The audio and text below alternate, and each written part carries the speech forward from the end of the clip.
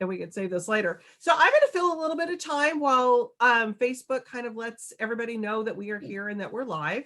So I do know that it's all working. Sometimes the technology, you never know if Zoom and Facebook are going to get along, but it looks like everything's working great. So I'm Julie Savinsky. I'm the Director of Events with Warwick's. And just a couple quick things about Warwick's. I have a feeling a lot of people are familiar with Warwick's that are going to be watching, but just in case we have some people that are out there that don't know who Warwick's is or what we are. So we're located in La Jolla, San Diego, California.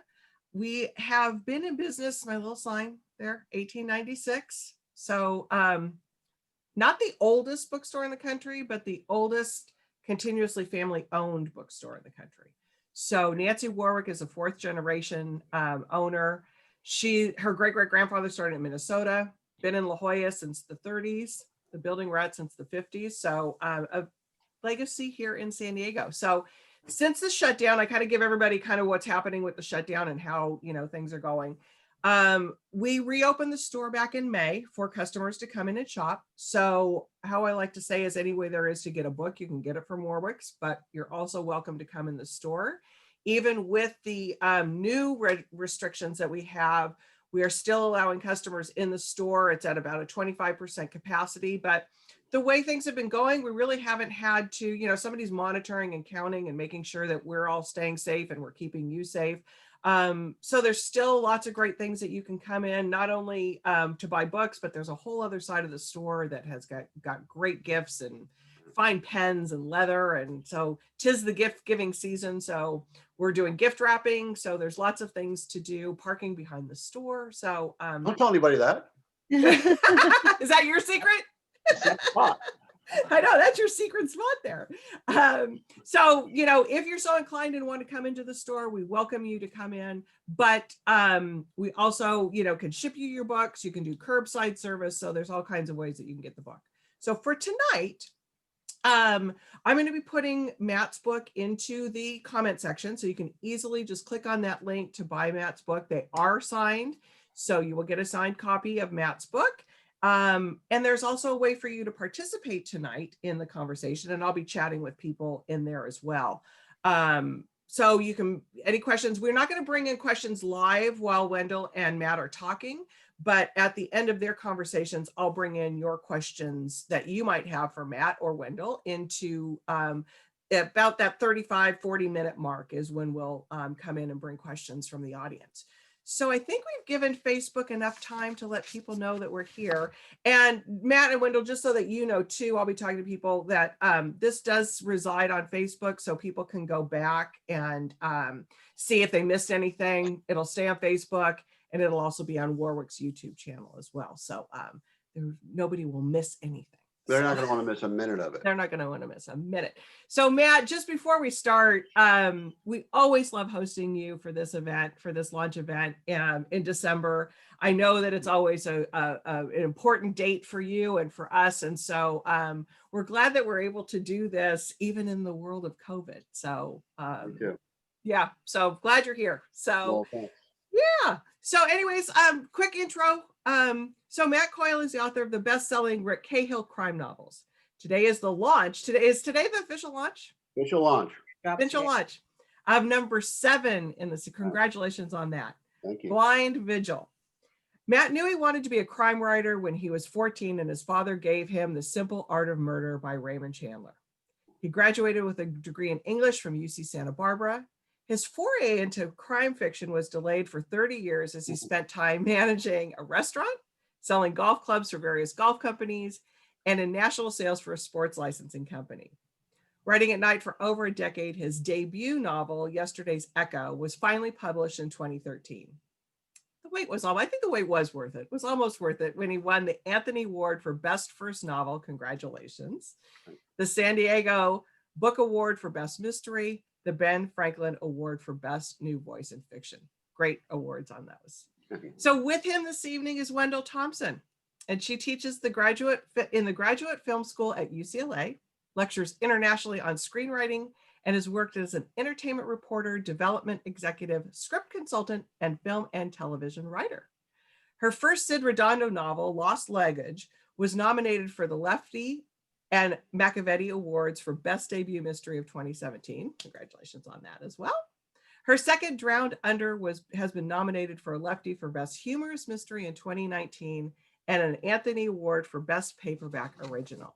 So with that, I'm going to toss it to you, Wendell and Matt, and have a great conversation. We'll see you in about 35 or 40 minutes. Thanks, Julie. And before we get started, guys, this is my 7th book. I've done a talk at Warwick's every year.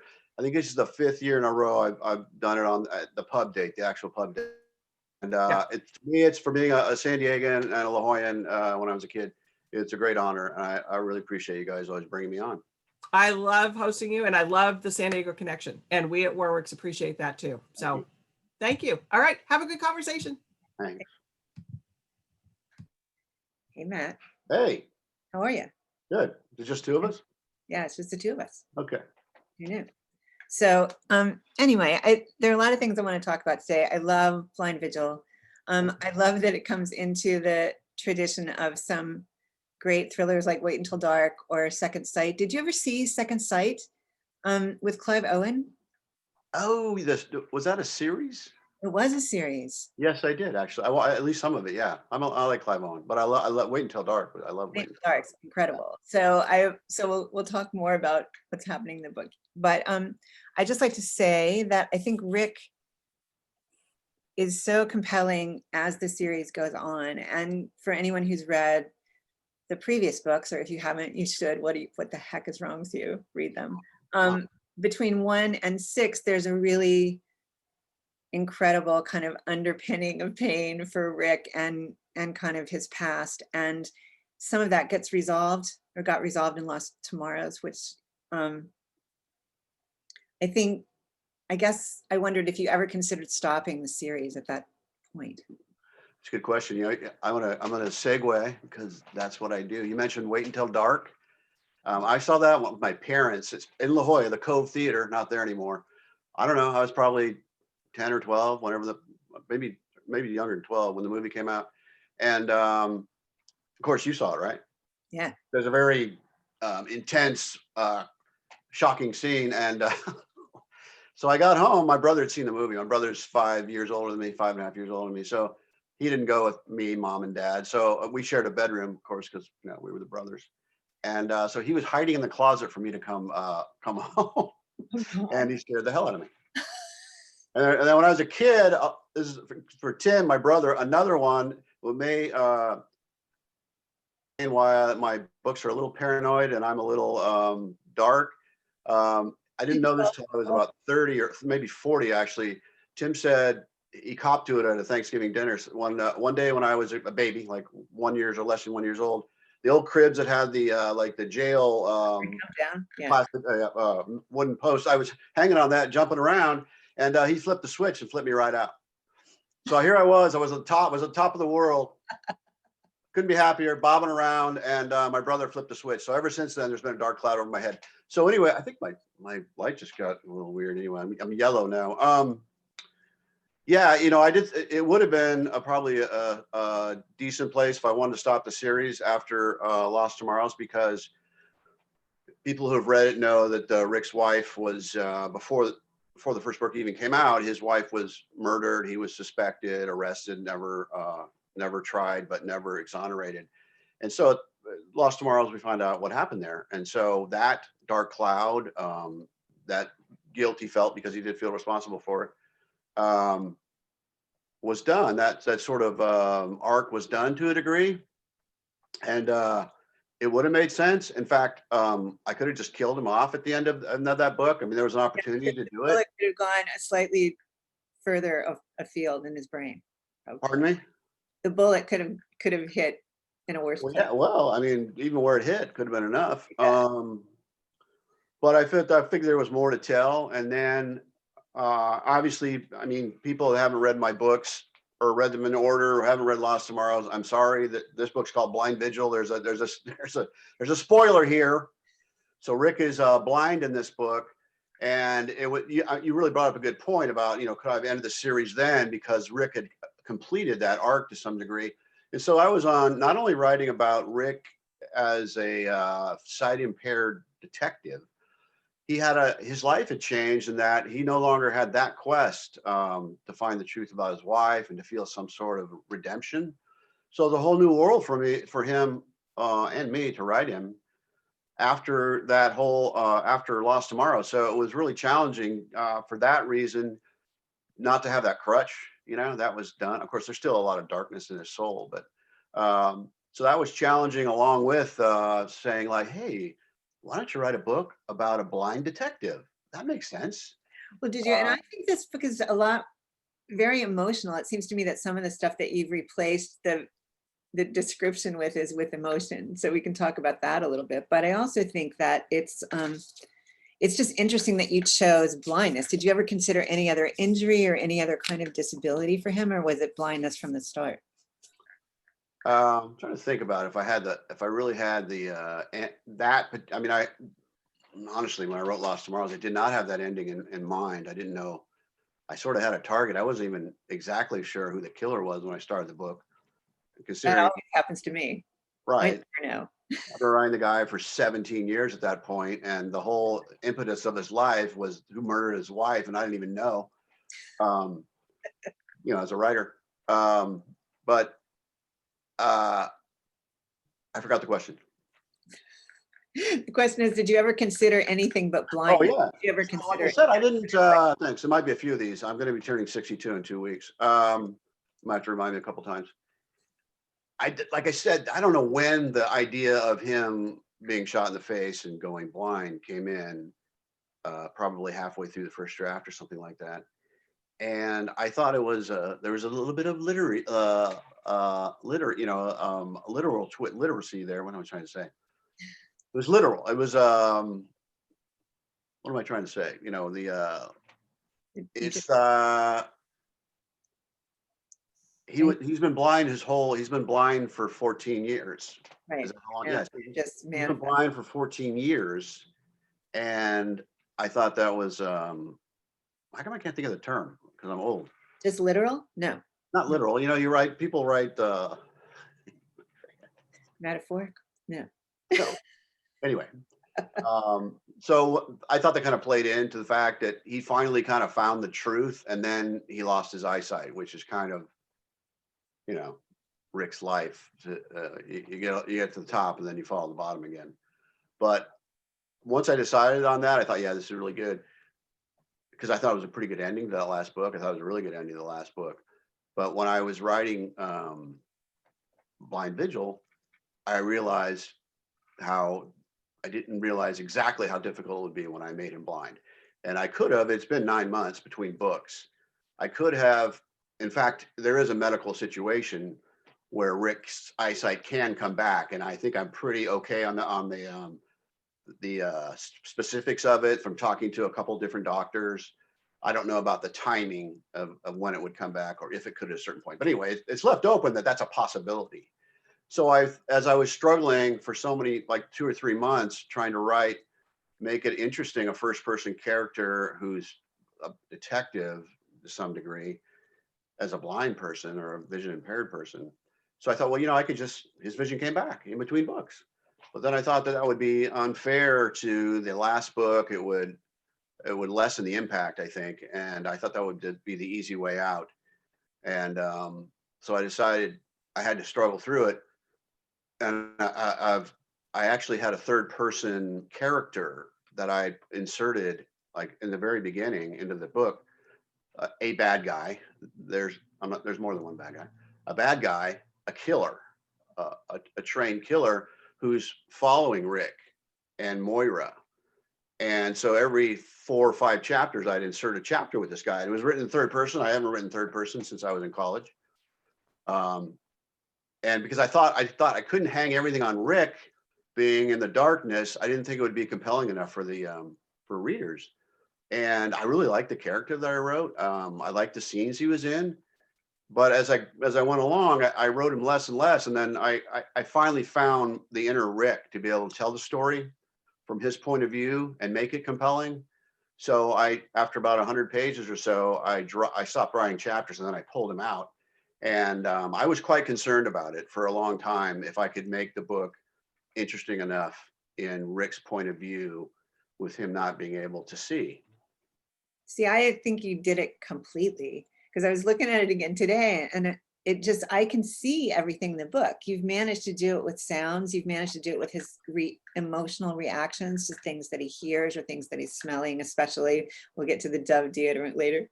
But I felt like you really pulled it off. And it's very, as a writer, I admired it so much because it's very tricky in first person. It's bad enough that you can only be where the character is, but then when they can't see anything, that's an extra like, nightmare of first person. And so did you find, where did you, when you finally got into the rhythm of it, what is it that you found? You just found another voice for him? Like I said, I think there's more emotion. I think he talks more about the way he feels in this book, to me. He probably does. I think that he's more vulnerable because he's lost one of his senses, but he's also, with that comes having to rely on people more. And although we do see Rick's vulnerability throughout all the books because it's first person, we see his inner thoughts, we read his inner thoughts, but here he's having to be, to reach out more physically, emotionally to other people than he ever had before. So that opened him up again. That made him, I think it made him see things a little bit differently. And also he's in a committed relationship that's not messed up, not too messed up. And so he has to think not just about himself and his dog, who's always there, Midnight, but he has to think about how it affects Leah Landingham, his girlfriend. And so when he decides to help out Moira in this case, he's in a very vulnerable position. He has to think about how it affects somebody else instead of just being himself, following his gut, and whatever happens, happens. But yeah, I think he's actually a little lighter in this book, which surprising under circumstances, because that last arc was kind of cleaned up, and he's gotten rid of that guilt about his wife, his dead wife, Colleen. Yeah, it's a huge thing for him. And do you think, because this is the thing that I love about Rick, because he's so compelling as a hard-boiled guy, but he doesn't really drink, he doesn't smoke, he doesn't listen to jazz, he doesn't always, and now he has a good girlfriend. So I think that that's actually really interesting in the genre that you're writing. Tell me a little bit about Leah Landingham and how you came up with her in the last book and how you see that relationship possibly evolving. Do you think it's going to last into book 8 or 9? Or I will say she's in book 8. Okay, that's all I'll say. that's what you're going to say. But I particularly love the triangle of her and Moira and Rick. So the fact that the two women are communicating about him, constantly, is really interesting to me. Can you talk a little bit about his relationship with Moira and how that impacts his relationship with Leah and the way he feels about kind of friends and lovers? The Moira character is someone that I never anticipated when I started writing the first book. When I started writing Yesterday's Echo, I wanted Rick to be a lone wolf, which he mostly is. I didn't want him to have a Superman sidekick. I didn't want anybody to pull him out of the fire when he's in trouble, although he has been pulled out many times, and mostly by women, ironically or not ironically. But he's in dire situations when it happens, and I don't know, maybe there's a little fortuitous stuff there. So Moira, I needed a PI in the second book, and she came to me. She started talking, and I said, "Wow, shit, I got to keep her around a little bit." And then she wasn't much in book 3, except on a telephone call, a couple calls. And then in book 4, I had her for one scene. That was going to be it. Blood Truth. She's going to be in one scene, and then she started talking to Rick in that scene, and like, okay, she's in. And so she wasn't in Lost Tomorrows that much, although she was pivotal for Rick in some ways for what night needed to be done. And I felt that was it. I felt strange not having her in a book, but she is, and then of course she's very important in this book. She is sort of the she's the wall to his impetuousness. She's the last boundary from him, barrier rather, from him just being, losing his mind and doing things too off the cuff and dangerous. She's more, he calls her the best detective he knows. He knows she's smart, that she's smarter than he is, but he trusts his gut quite a bit, and he goes with it. She's the thinking half of the crew. And there was in Blood Truth, there was an instant where there was potential romance between the two I of was them. going to ask you, did you ever consider it? Yeah, well, I didn't really ever consider it until it sort of happened in this one moment. I thought, they're both very vulnerable at this point. They just almost been killed, and they're safe now, and they're relaxed, and they're going over things, and all of a sudden there's whoa, and but I backed out of it, and it made sense. But I see her as really kind of a sister, older sister figure to him, and I didn't want I didn't want to have a competitive thing between her and Leah. I wanted them to be friends and to be the counterbalance to Rick's Right, insanity. craziness. And so that's why, yeah, so that made sense for me to have them, team up to some degree.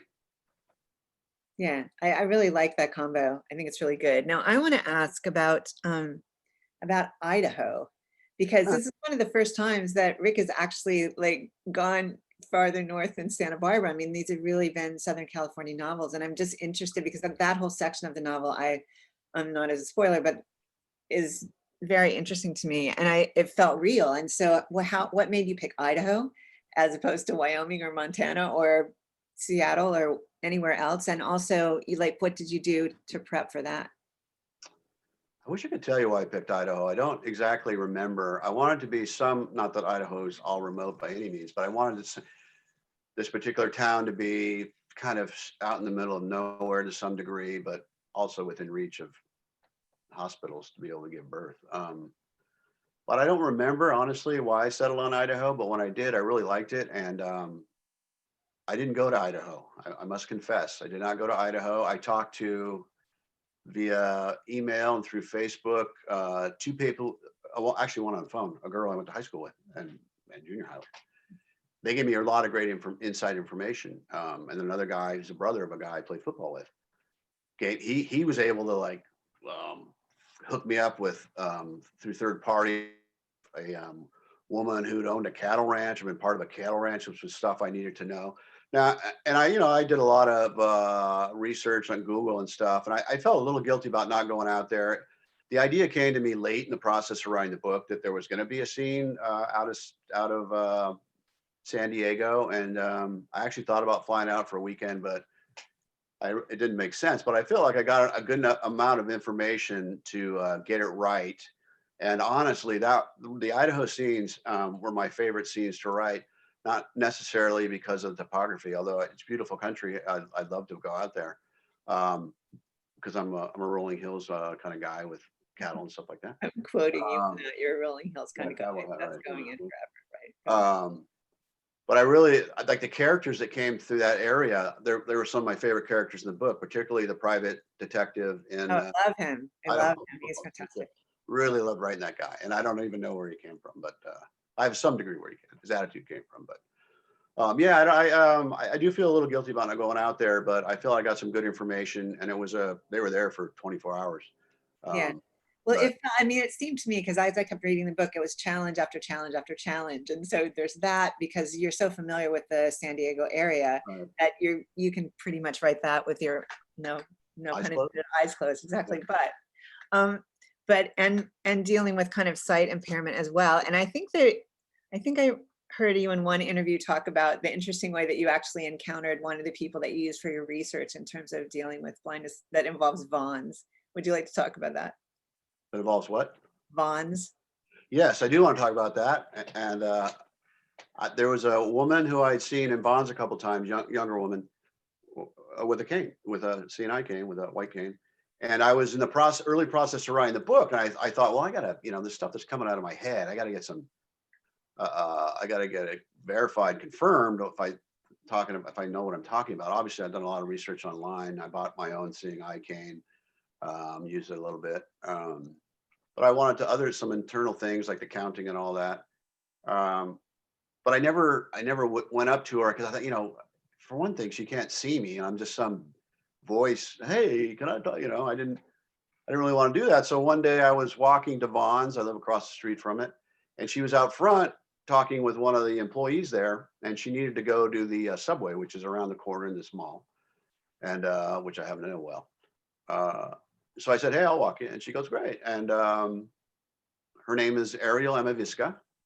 And I just talked to her today, as a matter of fact. She called me today. And so we spent probably 3 hours together that day. And her situation is an amazing young woman. She lost her eyesight when she was 19 in a car accident where she was in a coma for, I think, 8 days, and really had to put her whole life back together. And she's quite autonomous, independent, and funny, very funny young lady.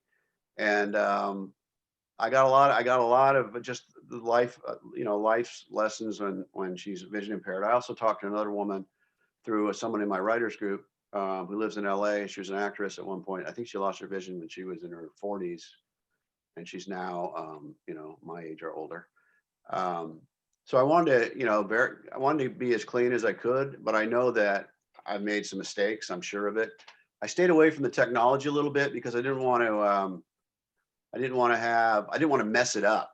So like Rick doesn't have a Braille keyboard because he's still in the back of his mind. I just thought, well, my vision may come back. He's kept his car in his garage. He hasn't sold a car yet. But Ariel was a lot of help. And it's funny, I saw her after I turned the book in. I think it was last Christmas, actually. I saw her bonds. And so I walked her back to her home, and it was getting to be dusk, and she's got the cane and everything. And it's really uneven sidewalk as we're going. And she's missing all of them. She's not tripping or anything. And so I walked her down to her home. And then when I was walking back, I like almost went down when I hit one of the uneven pieces of the sidewalk. And I needed her to guide me.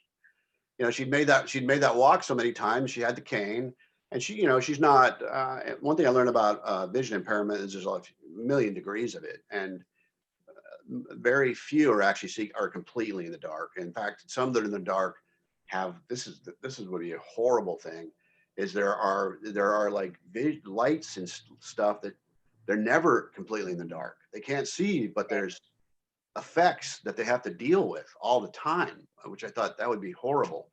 Anyway, I was really glad that Ariel helped me, and the other woman as well. And it's funny, the steps thing, which is in the beginning of the book, it's in a couple other places where Rick's counting his steps, subconsciously at some point. But I just figured that's what somebody would do.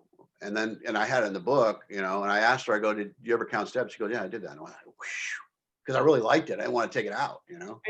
But I'm sure I've messed stuff up. I'm sure I've messed. No, but I tell you, one of the scariest moments in the book for me, and I hope this is not a spoiler, but there is a point at which Rick does kind of take off when he's not supposed to, and doesn't really count on his way. So he doesn't really know how to get back. And that, to me, when I really thought about him in that position, that was terrifying. So that was really effective. For him, his life has sort of always been, when he's in peril, like everything matters, every action matters. But here he's like, wow, I made a misstep here and I can't even get back to the car. Yeah, I mean, that was really scary. And I think that's, I don't know, it did make him more vulnerable, but I think it also, in some ways, it almost ignites his gut, and that he's got to be right. Like, he's messed that up, so he's got to fix everything else. To me, it almost like incited everything else that happened, because he was trying to play catch up in a way.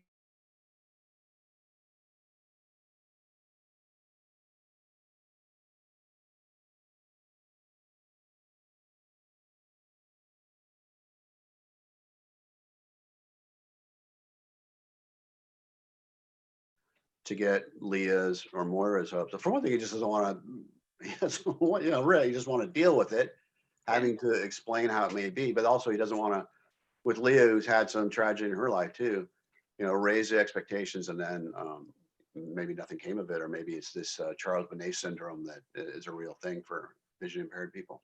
Yeah, but I think that's the thing, is he really is thinking of her, and he's thinking, it's a new aspect of Rick now, that he's not, that he hasn't always been thoughtful. Right. But it seems like a lot of those things have cleared up, although the La Jolla Police Department still is so awful to him. Are they ever gonna be nice to him, Matt? Well, there's I mean, Sheets is okay, but I mean, is Dent and those people, are they ever gonna give him a break? Yeah. Just one thing I want to say about Leah is, he thinks about her, and then he still does a stupid thing. There's one cop named Jim Sheets, I think, is a detective. He's pretty square. He's pretty by the book, but there are other ones he has history with, and Haley Denton, I believe, is it the other one. and they just don't like each other. And he has a reason not to like her, and I guess she has a reason not to like him. But no, he's a meddler. I mean, he skirts around the law quite a bit. So, you know, they have a right to be angry with him, but yeah, they're not going to cut him any breaks. Although this one guy is like, let's just A, B, and C. We'll figure it out. But yeah, he sort of earned their derision, but also it started from a bad place with them. Yeah. And do you feel, and so that will, as the books continue, that will probably be at least one old conflict that might still be alive. He kills, he bombs the police department in the next book. He kills everybody. So I don't have to worry about that anymore. Yeah, so. No, I wanted to ask, because I know you started with an obsession with Chandler and maybe McDonald and some of those people. And I just, now that you have just turned in your 8th book and you've done this for a while, do you feel like Chandler has less of an impact on your writing or more of an impact? Like, has it shifted in terms of where he sits in your kind of as terms of an influence? Well, it has, you know, I love McDonald too. It hasn't really shifted in where I put them. But I don't really, people that read me may disagree, but I think that, I mean, it took me 10 years to get that first book published. I wrote a lot of versions of it. So I think with each new version, there was less Chandler in there. And so by the time I was done with that, there was no consciousness of thinking of Chandler in any ways. And I think honestly, we write differently. You know, he's a better writer. But I mean, I think all the reading I did as a kid, with all the and throughout life, I mean, I'm sure I'm influenced by Robert Crace, by Michael Connolly, by T. Jefferson Parker, by Walter Mosley, and others along the way. So I think that's all in there, and that kind of it's in the soup, and it helps come out. But I don't worry about that I'm emulating anybody. I think that from writing, you know, I've been writing this character for 19 years now, but that only turned out 8 books. Yours. So I think that I found my own voice somewhere along the way, but there's no way I'd be able to write this character the way I want to write it if I hadn't read all these great authors along the way. No way. Yeah. And do you feel like, because you're an English major, did you have other non-crime writers that you particularly love? Well, I liked Hemingway. I was amazed by Hemingway, or I am amazed by Hemingway, of how The Yeah, Sun Also Rises. Sun Also Rises just gives me a nosebleed. How can you get so much emotion in there without ever really showing it? It's just an amazing book. You know, so that you just can't even think about him. I liked F. Scott Fitzgerald in college too a lot. I liked John Irving for a long time. The World According to Garp is a big influence on me. But you know, I mean, I've read the genre all my life. I started with Arthur Conan Doyle, Agatha Christie, and all the way on up. You know, I've always loved crime. And then when I read Chandler, wow, there's not always like black and white. There's some gray, and the good guy doesn't always win. And I really like that. That struck home for me, and it definitely shaded the way my writing has. Yeah, and is A Simple Art of Murder still your favorite? Because that's the first one you read, or do you have a favorite Chandler novel? Well, Simple Art of Murder is actually a compendium of his short stories and an essay. He has a great essay. I know. Yeah, it's like he was a very confident guy, and he didn't really like the Agatha Christie way of writing mysteries, and he had some opinions, but it was interesting. But reading all those short stories, it just led me on to his books, and you know, he only wrote 7 of them. Yeah, that's why I keep reading. Like every year, I rotate because I reread all of them every year. I love them so much. I read in college. I don't know if I'd read it yet as a youngster. The Long Goodbye, and I thought that was his best, and I thought it was a great book. And quick aside, I was at UC Santa Barbara, and Ross McDonald lived in Santa Barbara. Of course, his name was John Malone or something. And he was I was in a detective writing class my senior year, and he was going to come give a lecture one day, and he couldn't make it. I know. So that was like a bucket list thing that I never got to complete. But Yeah, McDonald, honestly, because he wrote so many more books. His influence is probably as great on me as Chandler, but Chandler, he's just a different level to me. Yeah, I know. There's something extraordinarily beautiful about it. Now, do you have the desire to write a new series down the line? Are you interested at all in standalones? I mean, I know you just turned in book 8. Yeah. There'll definitely be another Rick, but in terms of going forward, what's your thinking? Well, the plan is to write something different the next book, and to try to it's a business thing. And I've talked to my publisher about things, and we have a great understanding. But I've got to try to elevate myself in some ways. So I have to write something different, and I'm not exactly sure what it's going to be. And it's quite a little anxiety ridden. Yeah, it's scary, isn't it? Because like I said, I've been writing the guy for 19 years. But the idea that's strongest in my head right now is to write a standalone. I have a decent idea for that, which I think could go a ways. And it's not a series by any means. It couldn't be a series, but I'm not sure. But the thing is, I can't imagine not writing Rick. In fact, I've already got an idea for the next Rick book. Yeah. The Colonel. I have a Colonel. I can't imagine not writing him, and I would think that I would go back to him at some point.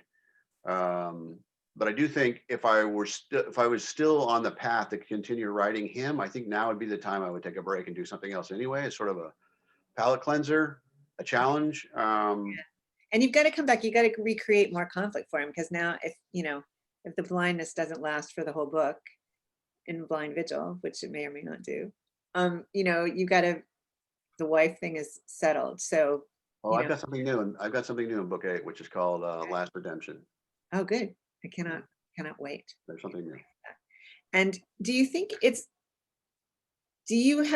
your readers have influenced the series at all in terms of the response that you get and what they respond to in Rick? Do you think there's any give and take in that at all? Because I mean, I'm only written 2 books, but you've written so many more. You've had so much more contact with your readers.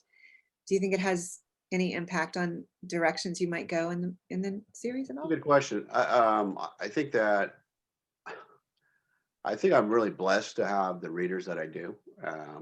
They're really dedicated, and they buoy me, and I'm amazed to be able to write books people wait for. That's, to me, that's kind of what, when I started writing, I thought I'd be making a lot more money, but I thought the idea that someone would be waiting for my book, that I'd be among their favorites, I'm not saying I'm among all my readers' favorites, but I'd be among someone's favorites. They couldn't wait for the book. To have that goal achieved in some ways is really gratifying and amazing. And I'm so thankful for the readers. They're spending their time and their money on stuff that I make up. So I think that's, I'm fortunate. I think all writers are, and to have that, it's just an amazing thing. I will say that I think when I've gotten some bad reviews from readers, but they may not necessarily be my continual readers, because I read my reviews on Goodreads and stuff, which is probably not a good idea. But there's some things that made me think, you know what? There's a point there. I can see how this idiot came up with a good point. No, just kidding. No, and so some of that I think about actually, but I don't really think that. I mean, I don't want to disappoint my readers or myself, and I say my readers like, I have some sort of legion. I mean, this is the people that read me, and I'm fortunate to have read. They're not my readers. You have a legion. You have a legion. But I don't want to disappoint them. I feel like I've written some pretty good books so far. I think they've all reached the level that I wanted them to reach. They're all flawed. They're not exactly what I want them to be, but there's some that are very close. And I think this book is very close. So I feel like I've kind of, at least for me, I've kind of I put a decent bar up there. And I'm concerned about being able to achieve that bar every time. And as I'm writing the book, each book, I'm convinced that I can't. This is horrible. This is junk. You're a fraud. You've been uncovered. But then with reading the whole thing through, the first time you go, oh, okay, that's not bad. And then revision, I finally get it to a level where I think is okay for me and my readers. Well, I concur. Somebody else. It's very much more than okay. So Thanks. I love these books. Please buy them if you haven't already. I didn't want to pop in. Did you have any last question that No, you? no, that was get kind of to? what I wanted to talk about that last. So that's great. Excellent. Perfect. And Matt, I think every writer that we've ever, any author we've hosted on here, they all have that same sort of feeling like, I'm a fraud. Nobody's going to want to read this. I think that seems to be a common theme for a lot of authors. Well, some of us truly are, but yeah, we won't name names, but yeah. No, I'm a writing teacher, and I will say that the writers who doubt themselves the most are always the best ones, I have to say, honestly, in Honestly. class. The people who are like, this is great. Yeah. Like, no. Like, I think you need to see an editor. Well, I will say, from editing 2 anthologies, I found that the most accomplished writers, and who I thought were the best writers, were the most open to criticism. Yeah. And Wendell being one of them, by the way. Thank you. Well, Matt, you made my story so much better. That's all I can say. Thank God for you. That's all I can say. Yeah. I mean, because people from an outside, they might not be in your head and know what you want, but they know they're coming at it as a reader. Yeah. Exactly. And so they, you're coming at it as a reader, and we're all, I know personally I could never write, but I'm a very good reader. And so I know when it's something that, yeah, and sometimes, what's in your head has not made it to the page. You think it has, but it hasn't, you know. So true. Absolutely. Okay, you've got a ton of great comments on here, Matt. I'm not going to go through them all because you can go back to the Facebook page and scroll through and chat with people on the Warwick's Facebook page. But you have lots of love out there. You're just going to read the bad ones then. I'm just going to read the bad reviews for you. So Carl has a question for you. Yeah. And I love Carl. We posted Carl at the store for Weekends with Locals too. So, and I wanted to say that Caitlin Rother, she popped in with the word you were looking for was metaphor. It wasn't actually, but yeah. It was, oh. Thank you, Caitlin. No, I can't, we all know it, but I don't know. So, what Carl wanted to know is, will your standalone be in first person? Good question. I don't know. I think probably at least half of it won't be, and maybe none of it, which will be really hard for me, really hard, because I've written, as I said while we were talking, I've written Rick for I think 19 years, and it's been first person. For one thing, I've been on one guy's head for 19 years, and I've written him in first person. And I didn't write short stories in between, trying to write novels or anything like that. So I haven't written third person since college. So that would be a challenge. Although a few chapters in this book that I pulled out. But yeah, it's a good question. I'm not sure yet. I'm right now. I'm trying to tour as we do, and I'm just trying to not worry about this huge task I'm gonna have to deal with in about 6 weeks. Which will probably turn into about 2.5 months. When I really get yeah, those deadlines. So Scott has a question for you, Sandstrom, and so he made some great comments in here too. But his question is, what would, I don't know what he's asking, but what would or trigger have you decided to have Rick's site return? What would trigger you, I guess, to have you decide to have Rick's site return? Perhaps writing a book with a blind detective would trigger me to have a site return. Like I said, the medical possibilities and the information I got where Rick's site could return, how that may happen and how I may botch it in terms of the medical situation, we'll see. But I think that this book needed to be written and with Rick being vision impaired, and I think that the next challenge he has is just as difficult. I'll just say that because I just turned the book in. It's even more frightening in some ways, actually. Doesn't catch a break, this guy. Yeah, that makes for some good reading. Hard writing probably, but good reading. So I just want to let everybody know that they can ask some questions into the comment section. We'll get to a few more, but so what I had a question for you. The titles that you come up with? Yeah. Do you come up with those before you start, middle, or are they hard? What's the whole title process for you? Great question. The first book, all my books have been with Ocean View, one publisher. So the Yesterday's Echo didn't have, I don't think it, well, I mean, I wrote this book for 10 years, so it had another title beforehand. And then organically, that phrase came up in the book and bang, it's perfect. However, And my publisher liked it, and they said, yeah, this is good. We like 2-word titles. I said, what? Like, yeah, let's the next one, 2-word title. So the next one, which turned out to be Night Tremors, I turned that in. It was 2 words, and I didn't have a title. Like the whole year I'm writing this book, I'm thinking, I don't have a title. I don't have a title. And then I had one the last 2 months of the book, and then I turned it in. They go, this title's not any good. And I said, I know it isn't. What can you give me? They go, no. Help me. They go, you need to give it to us. You need to get it to us quickly. And it's so funny. I swear to God, when I got the email back from Pat at my editor, 15 minutes I had the title. I had Night Tremors. The pressure came on, and then for Night Tremors, Dark. I'm looking at all my posters. Dark Fishers. That one came up throughout organically at all as well. I think that's in the first chapter. Blood Truth. That was easy. Came up. Wrong Light took me a long time. Got it at the end. Worked well. And then Lost Tomorrow's pretty early. And then the book I just Blind Vigil was a difficult one. I didn't see what I try to do beyond that is it's got to be 2 words, and I don't want to have a title that other authors have used. Yep. For the search purposes, and there are instances where there's been one other author that's used it, but there was usually a book that was a while ago. Okay. So Blind Vigil was not that difficult, but the book I just turned in, I did not have a title when I put the end at the bottom of the thing, and went back and forth. My agent will give me yay or nays, and so I went back and forth, and then like I swear it was like 3-4 days before I turned in. I go, I got it, and I think it worked pretty well for the book I just turned in. So that's a long way of saying that titles are hard, and when they make you use 2 words, they're really hard. Yeah. Right. Because to capture the book in 2 words and to make it make sense with the book, that's a tough thing, because it's like, but you know what, from a bookseller's perspective and from your fans' perspective, 2-word titles are awesome.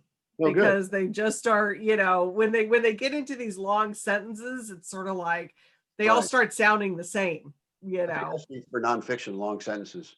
But the other thing is, like, my books are kind of dark, so I can't reuse words, because I figured there was for the one I just turned in, there was maybe some blood in there. I'm like, no, you can't use blood because you confuse people if you have this, the same word in 2 different books if you're only using 2 words. So that's another challenge, but I overcame it. All right.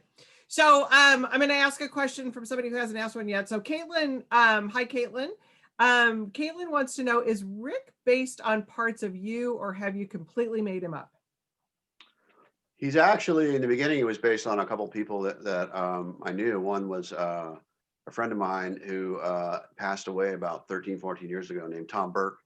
A guy I went to, I played Little League baseball with. We roomed in college, which was nuts. Crazy guy, but a huge heart.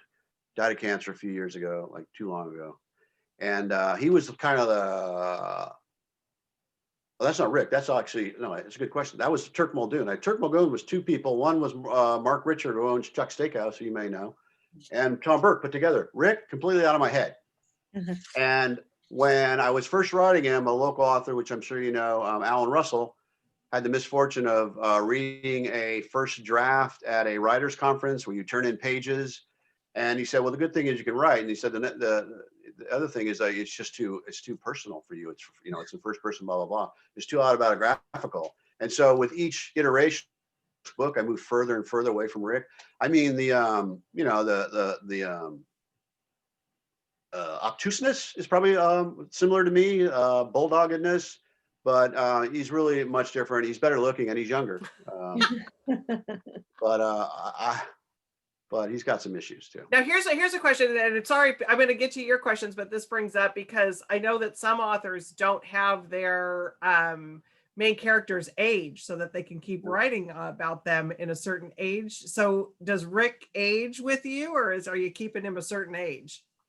There's one of my favorite authors who came up with that problem, and anyway, I won't go into it, but right. You know him too. Yep.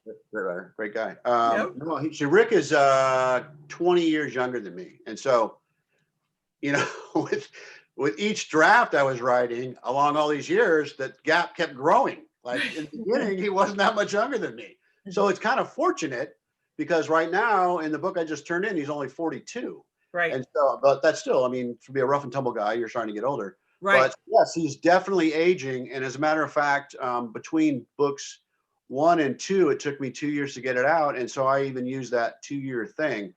So yeah, he ages in real time, but luckily he's much younger than me. Right. But at some point, like you said, that rough and tumble might catch up. So you might have to like, Right. Oh yeah. might Well, have to slow his aging process down a little I'm bit. dealing with the results of rough and tumble in the last book. But the bad thing is Midnight's age is real too.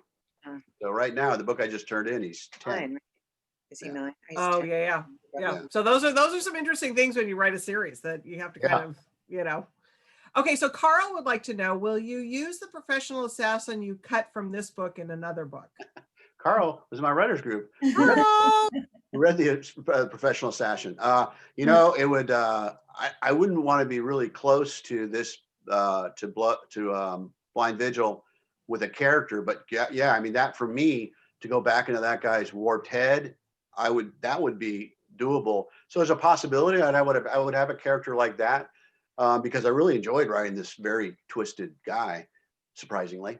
But there's not a place for him in the book I'm thinking of, but yeah, and as a matter of fact, I haven't searched yet, but I'm thinking, where did I know I kept the chapters like saved in some file. I got to find those chapters. But yeah, at some point, I think I may use the guy again. There you go. And then Scott would like to know, in person, Matt always talked about the book cover photo, including his cell phone pics. Who took Blind Vigil pic and why did he choose that one? Jess, are there only 2 people that tuned in? Is it just Scott and no, there's a lot more people out there, but it's only them asking questions. All right, you know what? I feel really badly. Let's see. Oh man, hold on. The picture of Blind Vigil is not, I found it on a site. My publishers let me get involved with helping with the covers, although they're very nice to me. They put up with my crap. So I wanted to have the hotel La Valencia rather. I wanted to have La Valencia in there. I was trying to find a shot from above that looked through La Valencia into the water at night, and there was one. It wasn't great, and then I came across this picture, and wow, that's great. I love that photo. And you know what? I'm blanking on the guy's name. I feel really bad because it took a while to get the photo from him. He's a local photographer, and wow, that's perfect. And so yeah, I'm really happy. I'm really happy with all the covers that I've had on my books. I think I've been really fortunate that way. Yeah, but yeah, that's really a mood thing. With I'm looking at the book right now. It's a good cover. Yeah, I really love it. Yeah. Okay, so I'm just going to ask you a couple closing questions. So, do you write every day, Matt? Yes. Your writing process is every day? Yeah. If I I was in a writers group on Saturdays for a lot of years. So on Saturdays I wouldn't necessarily write, although in the morning before the group I might. When I'm writing a book, when I'm like under contract, I write every day. Like right now, I'm not writing at all. I'm not even thinking about it. But yeah, I write every day, and some days not as good as others, but yeah, I try to do it every day. And if I don't, I feel guilty and more guilty than normal, and not nice to be around. Less nice to be around than normal. So. Well, because it's one of those things that it's like, and I think you probably realize this too. It's like, writing books is a job, and it's and it's a tool that you have to use to kind of keep right, keep it fresh and keep it going. And honestly, I feel right now not writing. I feel there's a little something that's not quite right in me. I feel a little guilty and I feel antsy. Right. I'll work through it though. Yeah, you'll get through it. Yeah. Okay, so we are going to wrap things up a little bit. So, Wendell, for people who are out there, do you do social media? Do you have a website that people can find you? What's the best place for people to look for you? Yes, I do. Thank you, Julie. I have website is wendellthomas.com, and I am on Facebook. I have an author page, Sid Redondo Mysteries, Wendell Thomas, and I'm on Twitter, Wendell Thomas, and otherwise I hide. Well, people can always find you those ways. And Meg came in with a real quick last minute question for you, Matt. So we'll do that before we wrap up with you. Is Midnight based on Angus? No, that's a good question. He's probably less on Angus than other dogs. Angus is a yellow lab, and he's insane like all labs. But no, there was probably two dogs where Midnight is composed of. One was Magic, who's the first dog I got out of college, and Brody, who was the last black lab I had before Angus. And they were sort of combined because I was writing before I met Angus. But yeah, there's definitely some Angus in Midnight, but it's really more Brody and Magic. But don't tell Angus. Don't tell Angus. It's a secret. So Matt, for people who don't maybe not know how to find you, you got a webpage and social media and all that good stuff? Yeah, MattCoyleBooks.com. Matt Coyle Books? Yeah, Matt Coyle Books. All spelled out? Okay. And that Coyle is available, by the way, because I tried to go to that today. Oh, it's available now because it wasn't. Well, that guy fizzled out. I'm still here. Yeah, it wasn't available when the time came. Social media, I don't know, Matt Coyle, I'm on there. You'll see pictures of Angus on the couch. I know how to retweet Coyle M, I think, something like that. And Instagram, I know how to like stuff. So don't look for much content on those, huh? No, I do. I enjoy them, but I'm kind of like Facebook. I'm okay on, but I'm not good. Well, you've got some great comments out there. Again, for anybody who joined us late, this will stay on Facebook. And so you can go back to see the beginning of a wonderful interview. Thank you, Wendell. That was a terrific interview. And signed copies are available. The link is there. It will also be on our YouTube page. So with that, everybody have a good rest of your week. Thank you, Matt. Thank you. Wendell. Thank both of you. Thanks for having me. Yeah. And we will go off of Facebook Live. Good night, everybody. Bye. Bye, everybody.